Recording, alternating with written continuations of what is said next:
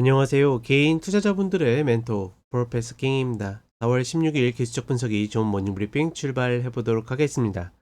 자, 일단 미국 시장은 이제 전체적으로 좀 소강 상태입니다. 그나마 이제 30분에 120병을 계속 타면서 버텨나가고 있는데, 과연 이제 저 자리 이탈을 했을 때 시장이 좀 어느 정도 밀릴 것인지, 뭐 그 정도가 좀 관건이라고 보고 있고, 어제도 이제 뭐 관세 협상에 대해서 뭐 두 가지 정도 좀 뉴스가 있었는데, 하나는 이제 유럽과의 어떤 협상이 첫 번째로 이루어졌는데 전체적으로 좀 답보 상태다. 그러니까 유럽은 전면적인 관세 개방을 이야기했는데 미국은 그것만으로도 만족할 수 없다라고 이야기를 하고 있죠. 예, 그리고 중국에 대해서는 이제 어떤 백악관 브리핑 때 이야기한 것이 중국이 먼저 제시해야 된다. 우리 별로 급하지 않다.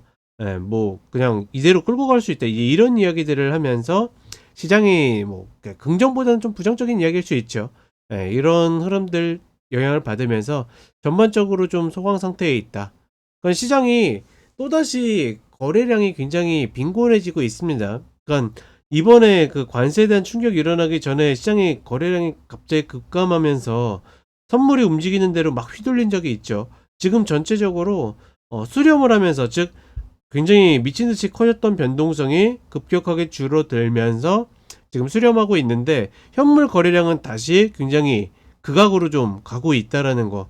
그러니까 이런 흐름들은 최근에 이제 미국 국채에 있었었던 어떤 디레버리징이라고도 좀 연관지어 있다라고 생각을 하는데, 전반적으로 헤지 펀드들이 시장에서 뭐 국채든 아니면 주식이든 뭐 선물이든 뭐든 포지션을 좀 줄여가면서 전체적인 거래량이 좀 떨어지는 것이 아닐까 싶고, 결국은 이 다음 이슈가 중요하다라고 보는데, 90일 관세 유예보다 더 큰 이슈가 나와야지 지금 만들어진 고점을 갱신할 가능성이 높고, 그 다음에 이거를 또 이제 반대로 뒤집을 수 있는 악재가 나와야지 저점을 깰 수 있기 때문에 당분간 미국 시장은 좀 박스권에서 답보 상태가 유지될 가능성이 높다. 한국 시장은 지수적으로도 명확하고 종목적으로도 명확한 게, 그러니까 지수는 지금 제가 2400, 2495에서 2510, 2607 이 구간에 대해서 명확하게 길을 제시해 드리고 있고, 종목적으로는 그냥 어렵다라고 이야기 드리잖아요. 근데 미국 시장 같은 경우에는 지수적으로는 이 박스 안에서 움직이기에 뻔한데, 종목 같은 경우에는 이제 다음 주에 또 실적 시즌으로 넘어가거든요. 그러니까 이런 것들을 감안해 보면 굉장히 좀 어려워지고 있다. 이렇게 보고 있고, 이슈가 계속 시장을 좀 뒤흔들 가능성이 높기 때문에 사실 박스 안에서도 매수보다는 아직까지는 매도의 관점이 조금 더 유리하지 않겠는가, 이 정도로 좀 보고 있다라고 보시면 될 것 같고, 한국 시장은 방금 전에도 이야기 드렸지만 뭐 지수적인 관점은 동일합니다. 이제 2495로 올라오게 되면 이제 종목적으로, 그러니까 지수적으로는 적극적일 이유가 없고 종목적으로도 마찬가지다. 이 위에서는 내가 노리는 종목 원하는 패턴이 나올 때만 들어간다라고 그랬죠. 그렇게 좀 가면 되고, 여전히 종목적으로는 특히나 공매도 계속 맞고 있는 종목들은 너무너무 좀 어려워 보인다라는 거. 이것들이 좀 더 풀려야 순환매가 도는데 아직까지는 순환매를 돌 정도의 그런 흐름들은 아니다. 뭐 이렇게 보시면 될 것 같습니다. 자, 간단하게 차트 보도록 하겠습니다. 미국 시장은 전반적으로 90일 관세 유예 이후에 이렇게 상승을 했죠.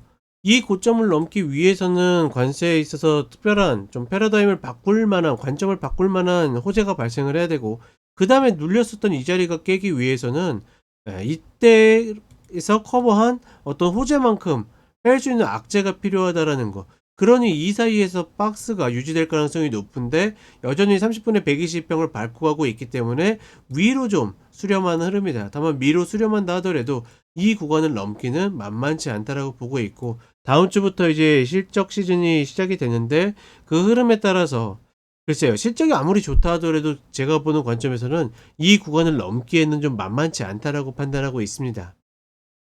그렇다 보니까 자연스럽게 22평을, 일봉상 22평을 넘기는 좀 만만치 않아 보이고, 이 구간에서 이제 박스를 그리면서 이슈나 실적들을 좀 눈치 볼 가능성이 높다. 개인적으로는 뭐 실적보다는 이슈가 시장을 좀 더 좌우할 가능성이 높다라고 판단하고 있습니다. 하나 여전히 눈에 띄는 거는, 굉장히 줄어 있었던 거래량이 이 계기로 폭발했지만 다시 또 예전으로 돌아가고 있다라는 거. 전반적으로 그러니까 손바뀜이 많이 일어났지만 시장에서 기관들이 레버리징을 쓸 만큼의 어떤 좀 뭐라고 표현해야 될까요? 그러니까 시장의 자신감 이런 것들을 되찾기 전까지는 지금의 흐름이 좀 유지될 가능성이 좀 더 높아 보인다. 뭐 이렇게 좀 보고 있고, 그리고 한국 시장은 뭐 관점은 계속 똑같다 이야기 드렸죠. 큰 틀에서는 이제 우리 시장은 돌아서는 흐름인데 관세 이슈 때문에 출렁이는 흐름이 있었지만 여기에서 매수를 들어가는 어떤 기준, 관점, 전략들은 동일하다고 이야기 드렸고, 요 밑에서도 못 샀는데 2495 넘어갔는데 쫓아가는 거는 글쎄입니다. 나는 그냥 원래 분할하기로 했어라고 생각하신 분들은 그냥 뭐 장기를 보고서 들어가시면 되겠지만, 그렇지 않은 분들이 추격할 수 있는 라인은 아니다. 뭐 이렇게 정도만 판단하고 있다라고 보시면 되겠고, 지수의 이런 겪임에 비해서 종목들의 흐름은 잘 나가는 종목들이 계속 잘 나가는 거는 굉장히 긍정적이지만 신규를 노리시는 분들의 입장에서는 굉장히 좀 어려움을 겪을 수 있다. 여전히 이런 딜레마들이 있는 시장이다. 이렇게 보시면 될 것 같습니다. 자, 이렇게 이야기 드렸고 저는 시오치로 또 찾아뵙도록 하겠습니다.